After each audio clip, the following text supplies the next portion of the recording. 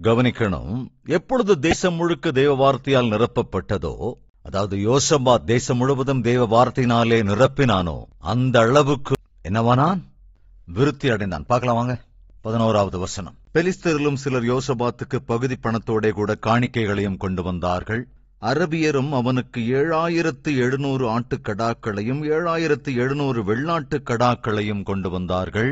இப்படி சுற்றியிருந்த தேசத்தார் யாவரும் யோசபாத்துக்கு இருந்த இன்ஃப்ளூயன்ஸ் அடிப்படையில், அவனுடைய ஆதிக்கத்தின் அடிப்படையில் எல்லோரும் வந்து வரிகளை கட்ட ஆரம்பித்தார்கள். காணிக்கைகளும் கூட கொடுத்தார்களாம். அதன் விளைவு 12வது வசனம். இப்படியே யோசபாத் வர வர மிகவும் பெரியவனாகி யூதாவிலே கோட்டைகளையும் ரஸ்துக்களை வைக்கும் பட்டணங்களையும் கட்டினான். யூதாவின் பட்டணங்களில் அவன் பெரிய வேலைகளை நடத்தினான். எருசலேமிலே பராக்கிரமசாலிகளான சேவகர் அவனுக்கு இருந்தார்கள். பண்டிதர்கள் என்ன சொல்கிறார்கள் என்றால், சாலமோனுக்கு அடுத்ததாக மிகவும் புகழ் பெற்றிருந்த, மிகவும் பணபலத்தோடு இருந்த ராஜா யாராவது இருந்தார்களா என்றால் அது யோசபாத்து தான். சாலமோன் தேவனுடைய ஆலயத்தை நேசித்தான், தேவனுடைய ஆலயத்தை கட்டுவித்தான். யோசபாத்தோ தேவ வார்த்தைகளை நேசித்தான், அந்த வார்த்தைகளை பரப்பினான்.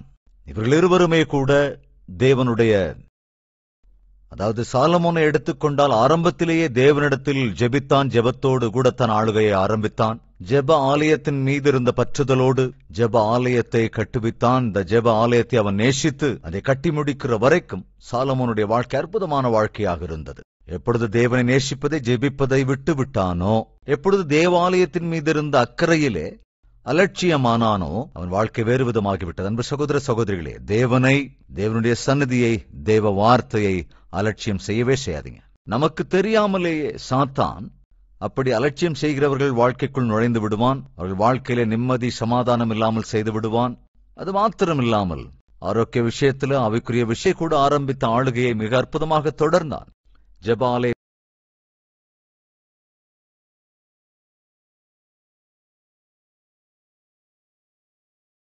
நேசித்த வரைக்கும், அந்த ஜெப ஆலயத்தை கட்டி முடிக்கிற வரைக்கும் அவன் வாழ்க்கை ரொம்ப நல்லா இருந்தது. எப்பொழுது தேவனை, தேவனுடைய சந்நிதியை, பரிசுத்தத்தை, பரிசுத்தமான வாழ்க்கையை, ஆண்டவரை ஒதுக்கி தள்ளினானோ, சாலமோன் நஷ்டத்தை நோக்கி, நாசத்தை நோக்கி போக ஆரம்பித்து விட்டான். கவனிங்க, யோசபாத்தினுடைய தனித்துவம் என்னவென்றால் அவன் தொடர்ந்தான். தேவனை நேசிப்பதை, தேவனுடைய வார்த்தையை நேசிப்பதை, அந்த வார்த்தையை ஜனங்களுக்கு அறிவிப்பதை, அப்படி அறிவிக்கிற முயற்சியை தொடர்வதை அவன் செய்தான். அதன் விளைவாக யோசபாத் அடுத்தடுத்து என்னவானான்? பெரியவனானான், விருத்தி அடைந்தான். சகோதர சகோதரிகளே, இன்று நீ என்ன நிலையில் இருக்கிறாயோ அந்த நிலையிலிருந்து உன்னதமான நிலைமைக்கு போக விரும்புவாய் என்றால் அவ்வப்போது அபிவிருத்தி அடைந்து கொண்டே இருக்க வேண்டும். உத்தியோகத்தில் அப்பப்போ உயர்ந்து கொண்டே இருக்க வேண்டும் என்று விரும்புகிறாயா? படிப்பில் அப்பப்போ அபிவிருத்தி அடையணும்னு ஆசைப்படுறியா? நீ செய்கிற வேலைகளிலே, விவசாயத்தில, வியாபாரத்தில அடுத்தடுத்து வளர வேண்டும் என்று ஆசைப்படுகிறாயா? அது சாத்தியம். எப்படி சாத்தியம்? தேவனிடத்தில் அன்பு கூறு, தேவ வார்த்தையை நேசி, அந்த வார்த்தையை பகிர்ந்து கொடு, வார்த்தையின் அடிப்படையிலே வாழ். அடுத்து நீ உயர்வை காணும்படி தேவன் செய்வார். நீ தேவனையே அன்பு கூறாவிட்டால், தேவ வார்த்தையே கண்டுகொள்ளாவிட்டால், வார்த்தையின் அடிப்படையில் வாழாவிட்டால் எப்படி வளர முடியும்? கொஞ்சம் யோசிச்சு பார்க்கணும். நம்ம யாராவது வளர்ச்சி அடையாமல் இருக்கிறீர்கள் என்று சொன்னால், எங்க பிரதர் வளர்றது, போட்டது போட்ட மாதிரி ஒரே இடத்துல இருக்கு.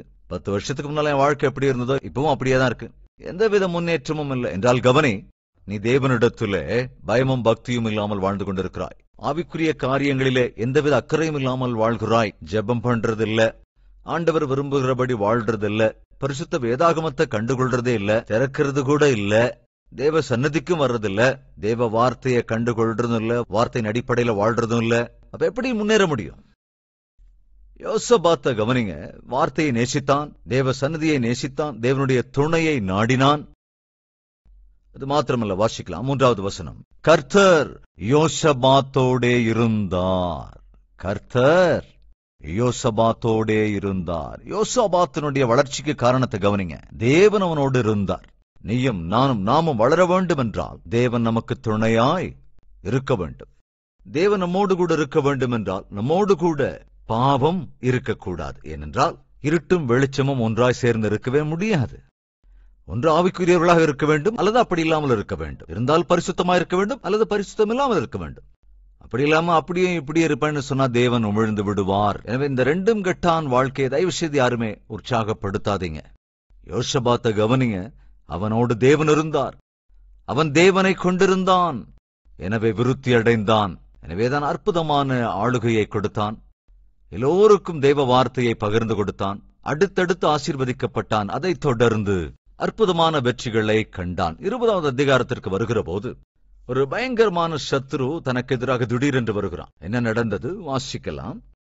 20வது அதிகாரம் 1வது வசனம். இதற்கு பின்பு மோவா புத்திரரும் அம்மோன் புத்திரரும் அவர்களோடு அம்மோனியருக்கு அப்புறத்தில் உள்ள மனுஷரும் கூட யோசபாத்திற்கு விரோதமாய் யுத்தம் பண்ண வந்தார்கள். சிலர் வந்து யோசபாத்தை நோக்கி, உமக்கு விரோதமாய் ஏராளமான ஜனங்கள் கடலுக்கு அக்கறையில் இருக்கிற சீரியாவில் இருந்து வருகிறார்கள், இதோ அவர்கள் எங்கேதியாகிய ஆசாசோன் தாமாரில் இருக்கிறார்கள் என்று கவனிங்க யோசபாத்துக்கு அறிவித்தார்கள். அப்பொழுது யோசபாத் பயந்து, நல்லா கவனிக்கணும், கர்த்தரை தேடுகிறதற்கு ஒருமுகப்பட்டு யூதாவெங்கும் உபவாசத்தை கூறுவித்தான். ஒரு சிரமம் வந்துருச்சு, சத்ரு வந்திருக்கிறான், ஒரு இக்கட்டான சூழல். திடீரென்று சத்ரு வந்து தேசத்தை முற்றுகை போட முயற்சிக்கிறான். அப்ப யோசபாத் என்ன செய்கிறான்? பிரச்சனை வருகிற போது, சிரமம் வருகிற போது, சத்ரு வருகிற போது, ஆபத்து வந்த போது யோசபாத் என்ன செஞ்சான்? நல்லா கவனிங்க, தேவனாகிய கர்த்தரை நாடினான். ஜனங்கள் எல்லோருக்கும் அறிவித்தான், ஐயா நம்ம எல்லோரும் உபவாசம் இருந்து ஜெபிக்க வேண்டும். எதற்காக? ஆபத்து வருகிறது, ஒரு அபாயம் வந்திருக்கிறது.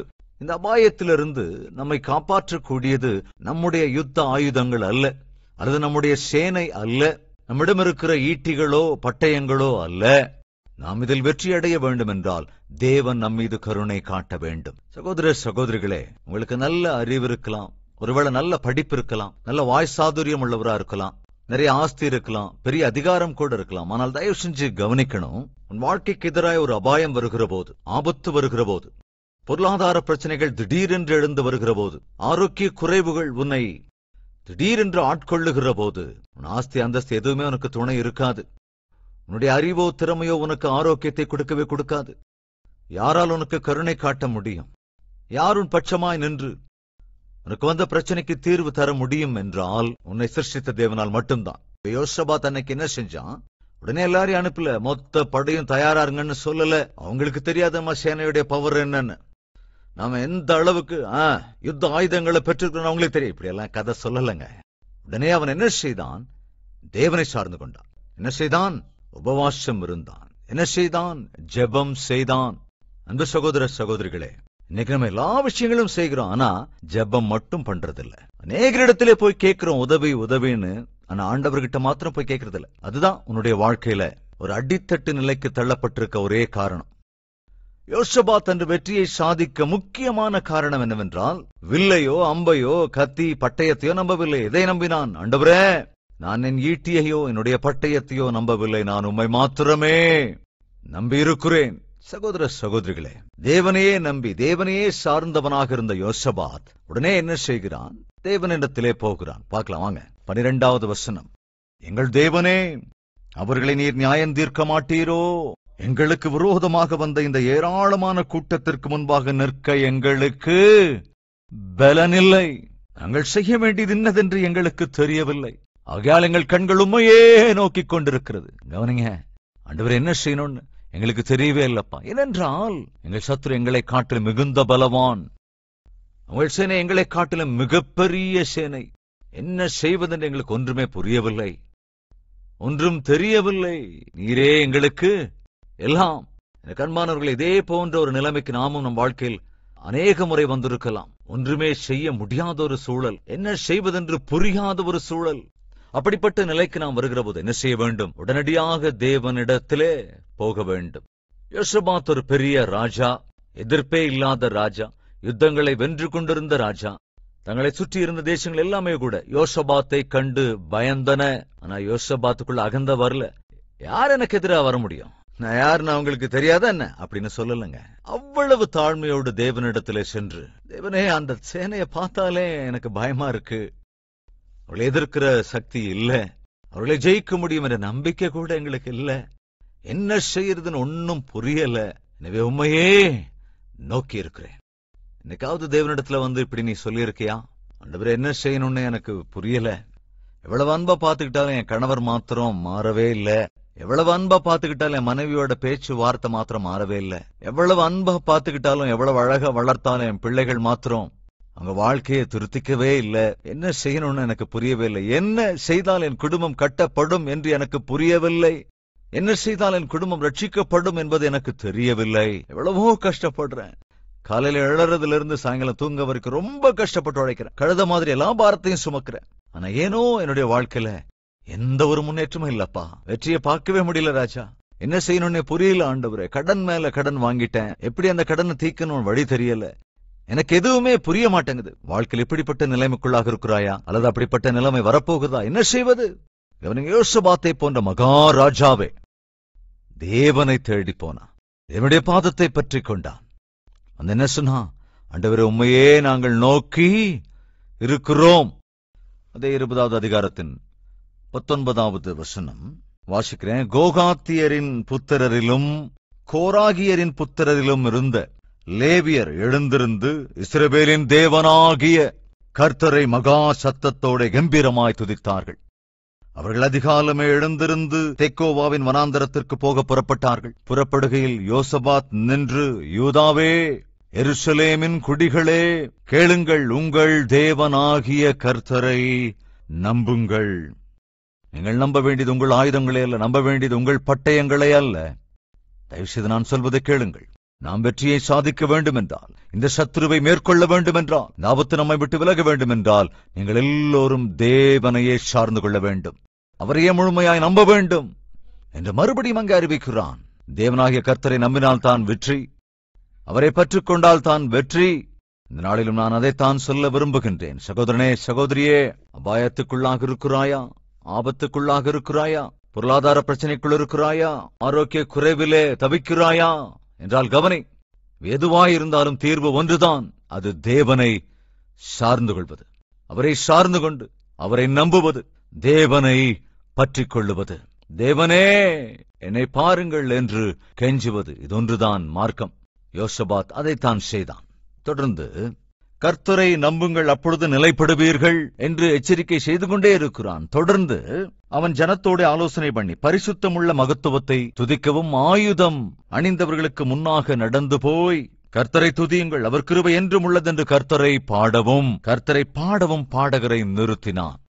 கவனிங்க, யுத்தம் செய்கிறான். ஆனால் அந்த யுத்தத்திலே தேவன்தான் வழிநடத்த வேண்டும். அவருடைய நாமத்தை துதிக்க வேண்டும். அவருடைய நாமத்தை தொடர்ந்து கனப்படுத்த வேண்டும். தேவனை நமக்கு முன்பாக செல்ல வேண்டும். அவர்தான் இந்த யுத்தத்தை நடத்த வேண்டும் என்று நம்பினான். எனவே என்ன செய்கிறான்? ஜெபத்தோடு கூட, ஆண்டவரை துதிப்பதோடு கூட யுத்தத்துக்கு ரெடியானான். அதைத்தான் சொல்ல வருகிறேன். சகோதரனே, சகோதரியே, தினந்தோறும் ஆண்டவரை நாம் துதித்து, ஒவ்வொரு நாளும் ஒருமனப்பட்டு ஜெபித்து, ஒவ்வொரு நாளும் பரிசுத்த வேதாகமத்தை தியானித்து அந்த நாளை ஆரம்பித்தால் அது எவ்வளவு நன்றாக இருக்கும். யூதாவே, தேவனாகிய கர்த்தரை நம்பு, தேவனாகிய கர்த்தரை துதி, அவரையே விசுவாசி, அவரையே சார்ந்து கொள். அதற்கு பிறகுதான் உங்கள் யுத்தத்தை ஆரம்பிக்கலாம். இதைத்தான் தொடர்ந்து நான் சொல்லுகிறேன். உங்கள் நாளை தேவனோடே கூட ஆரம்பியுங்கள். தேவ வார்த்தையோடு கூட ஆரம்பியுங்கள். ஜெபத்தோடு கூட ஆரம்பியுங்கள். தேவனை பாடி துதித்து ஒவ்வொரு நாளையும் ஆரம்பியுங்கள். ஒவ்வொரு வேலையையும் ஆரம்பியுங்கள். உங்களுடைய ஊழியங்களை ஆரம்பியுங்கள். உங்கள் பிரயாசங்களை ஆரம்பியுங்கள். உங்கள் பிரயாணங்களை ஆரம்பியுங்கள். அப்பொழுது என்ன நடக்கும்? தேவனே உங்கள் பட்சமாய் நின்று உங்களால் செய்ய முடியாத எல்லாவற்றையும் அவரே செய்து முழுமைப்படுத்துவார். அங்க என்ன நடந்தது? 22வது வசனம். அவர்கள் பாடி துதி செய்ய தொடங்கின போது யூதாவுக்கு விரோதமாய் வந்து பதிவிருந்த அம்மோன் புத்திரரையும் மோவாபியரையும் சேயீர் மலை தேசத்தாரையும் ஒருவருக்கு விரோதமாக ஒருவரை கர்த்தர், கவனிங்க, எழும்ப பண்ணினார். அவர்கள் வெட்டுண்டு வீழ்ந்தார்கள். நல்லா கவனிக்கணும். அற்புதமா எழுதப்பட்டிருக்கிற ஒருவருக்கு விரோதமாய் ஒருவர் எழுந்து வெட்டுண்டு வீழ்ந்தார்கள். யோசபாத் தன்னுடைய சேனையோடு போய்க் கொண்டிருந்தான். ஆனால் அந்த சேனை தேவனை துதித்து, தேவனை ஆராதித்து, தேவனை ஸ்தோத்திரம் பண்ணி, ஆண்டவரே உம்மையே நம்பி இருக்கிறோம், நீர்தான் ராஜாதி ராஜா, யுத்தத்தில் வெற்றியை அருளிச் செய்கிறவர் என்று தேவனை நம்பி அவர்கள் யுத்தத்திற்கு போன போது தேவன் என்ன செய்கிறார்? இவர்களுக்கு எதிராக வந்த அந்த சத்துருக்கள் பார்க்க முடியாத ஒரு சேனையை அனுப்பி வைக்கிறார். அவங்களுக்கு பார்க்க முடியல. அவங்களே ஒருவருக்கொருவர் வெட்டி வீழ்ந்து போனார்கள். எவ்வளவு அற்புதம் பாருங்க. அந்த நாளிலே யோசபாத் அற்புதமான வெற்றியை சாதித்தான். ஆனா உண்மையா நீங்க சொல்லுங்க, யுத்தம் பண்ணது யாருங்க? அங்க யுத்தம் பண்ணது யாரு? அன்பு சகோதர சகோதரிகளே, இது நம்முடைய கால்வரி டெம்பிள பாக்குறோம் இல்லையா? 52 நாள்ல இந்த ஆலயத்தை கட்டிட்டோம் அப்படின்னு நாம சொல்றோம் இல்லையா? ஆனா புரிஞ்சுக்கணும், நாம கட்டினது 20-30% தான். மீதமுள்ள 70 to 80% அது தேவனால் கட்டப்பட்டது. தேவன் கட்டாமல் இருந்திருந்தால் இந்த ஆலயத்தை கட்டி முடிப்பதென்பது அசாத்தியமாயிருக்கும். நம்ம முதல்ல ஒரு விஷயத்தை பார்த்தோம். அது என்னவென்றால், அவர்கள் முறியடித்தவர்களை காட்டிலும் கர்த்தரால் முறியடிக்கப்பட்டவர்களின் எண்ணிக்கைதான் அதிகம். நாம் செய்கிற முயற்சியினால் வரும் பலனை காட்டிலும் நம்மோட கூட தேவன் இருப்பதனால் வருகின்ற பிரதிபலன் என்பது அளவுக்கு அதிகமானது. எனவேதான் சொல்லுகின்றேன், அன்று யோசபாத் அற்புதமான வெற்றியை சுதந்திரித்துக் கொள்ள காரணம் என்னவென்றால், தன்னுடைய போராட்டத்தை தேவனுடைய துணையோடு அவன் ஆரம்பித்தான். அதைத்தான் சொல்லுகிறேன், நம்முடைய பணியை, நம்முடைய போராட்டங்களை, நம்முடைய பிரயாசங்களை, நம்முடைய பிரயாணங்களை, தேவ பணிவிடைகளை ஒவ்வொரு விஷயத்திலும் தேவனை கொண்டு ஆரம்பிப்போம் என்றால் எல்லாவற்றிலும் வெற்றியை காண்போம். தொடர்ந்து கவனிங்க. ஆச்சரியப்படத்தக்க அரசாட்சி, அது முதலாவது. அனைவருக்கும் தேவ வார்த்தை, அடுத்தடுத்து ஆசீர்வாதம், அற்புதமான வெற்றி. அதற்கடுத்ததாக என்னங்க? அபாயத்திற்கு ஏதுவான சிநேகம். இவ்வளவு அற்புதமாயிருந்த யோசபாத் ஒரு தவறு செய்து விட்டான். அந்த தவறு என்ன? அதையும் பார்க்கலாம் வாங்க.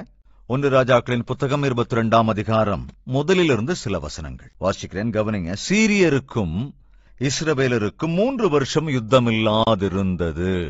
3ஆம் வருஷத்திலே யூதாவின் ராஜாவாகிய யோசபாத் இஸ்ரவேலின் ராஜாவினிடத்திற்கு போயிருக்கும் போது, 4ஆம் வசனம், யோசபாத்தை நோக்கி என்ன சொல்றான் பாருங்க. கீலேயாத்தில் உள்ள ராமோத்தின் மேல் யுத்தம்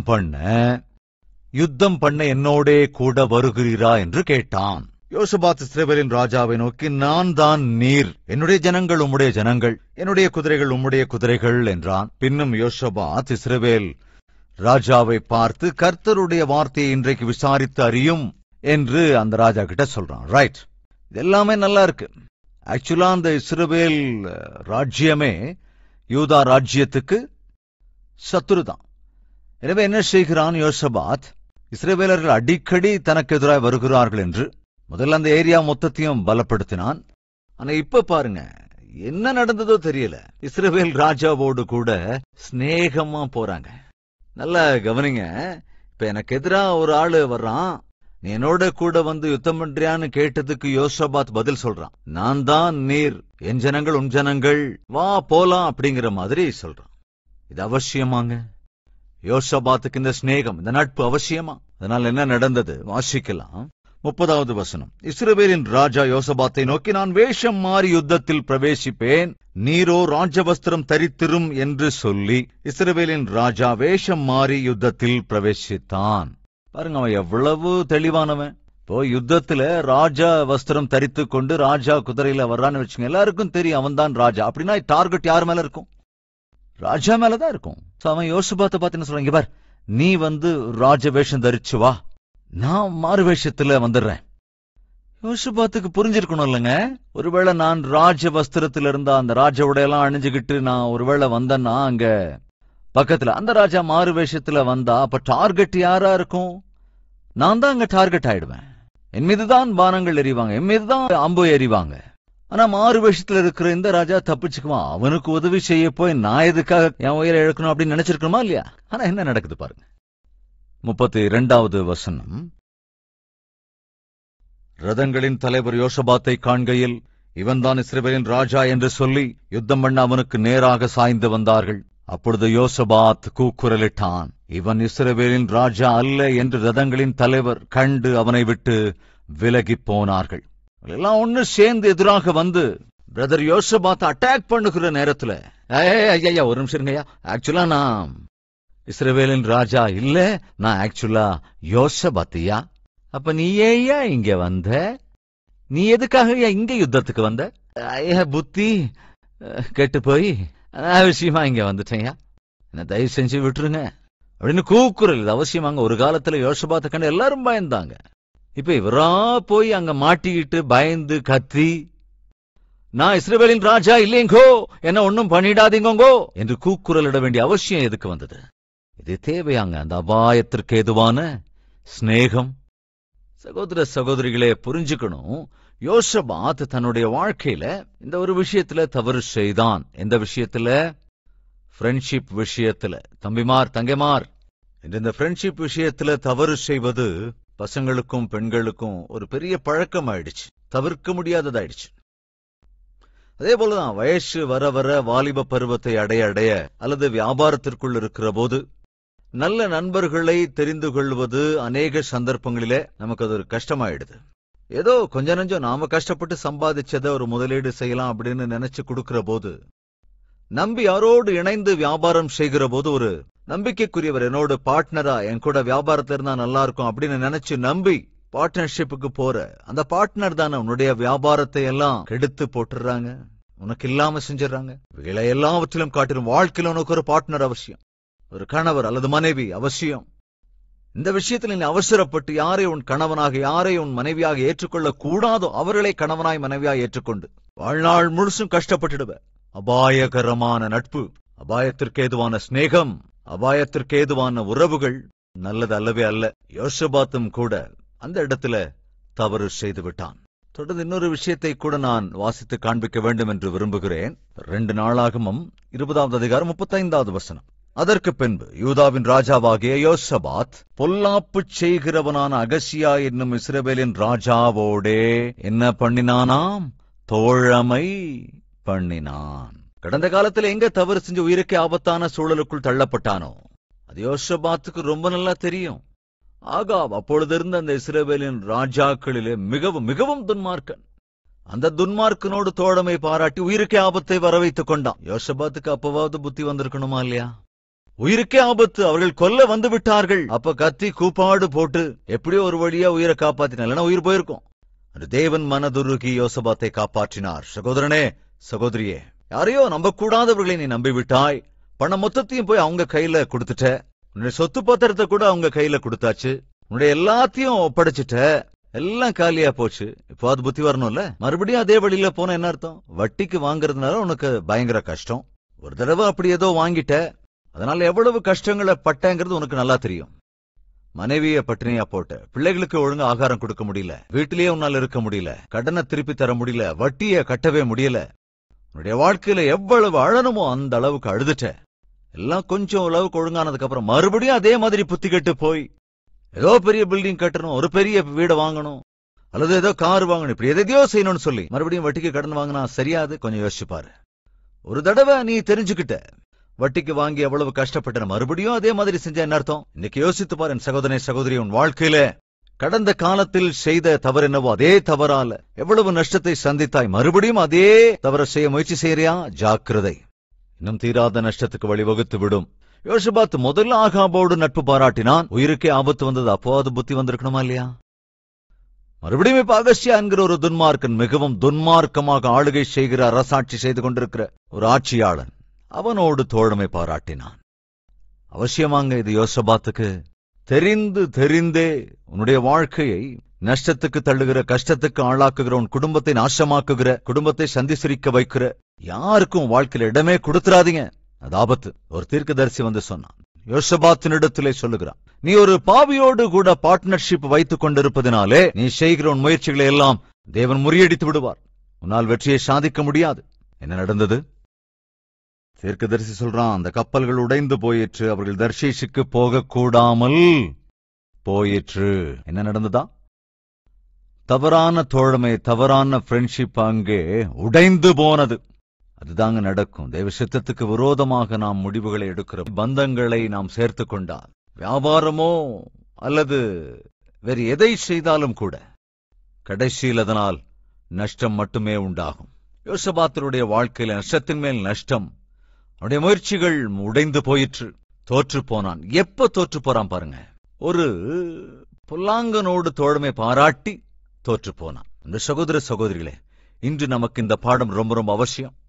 நாம் தேவனோடு பார்ட்னர்ஷிப் வைத்துக் கொள்ள வேண்டும். தேவனோடு தோழமை பாராட்ட வேண்டும். அவரையே சிநேகிதனாக, அவரையே பார்ட்னராக நாம் என்ன செய்தாலும் சரி. கவனிங்க, முதல்ல யோசபாத் யுத்தத்துக்கு போன போது அந்த யுத்தத்தையே தேவனுடைய கரங்களிலே கொடுத்து விட்டான். நீர்தான் ஆண்டவரே எனக்கு ராஜாதி ராஜா, நீர்தான் எங்கள் சேனைகளுக்கு அதிபதி, எங்கள் பட்சமாய் யுத்தம் செய்யக்கூடியவர் என்று தேவனுக்கு முதலிடம் கொடுத்து யுத்தம் செய்ததினாலே அந்த யுத்தங்களிலே வெற்றியை சாதித்தான்.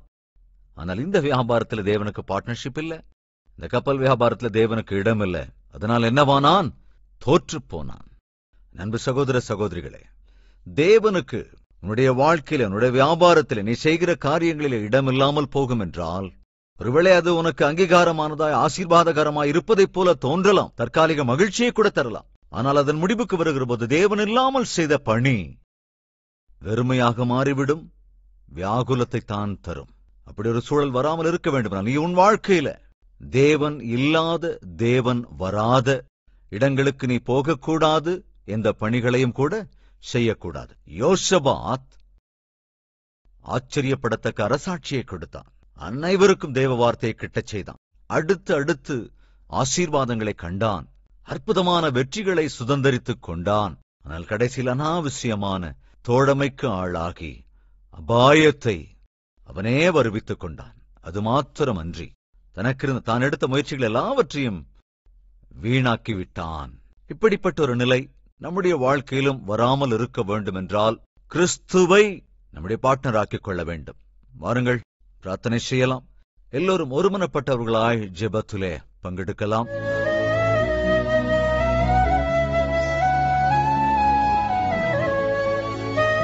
மகா பரிசுத்தமும் அன்பும் நிறைந்த பிதாவே, யோசபாத் அடுத்தடுத்து ஆசீர்வதிக்கப்பட்டான். காரணம், உம்மை நேசித்தான், உம்முடைய சந்நிதியை நேசித்தான், உம்முடைய வார்த்தைகளை நேசித்தான், அந்த வார்த்தையை பகிர்ந்து கொடுத்தான். எனவே வளர்ச்சி அடைந்து கொண்டே இருந்தான்.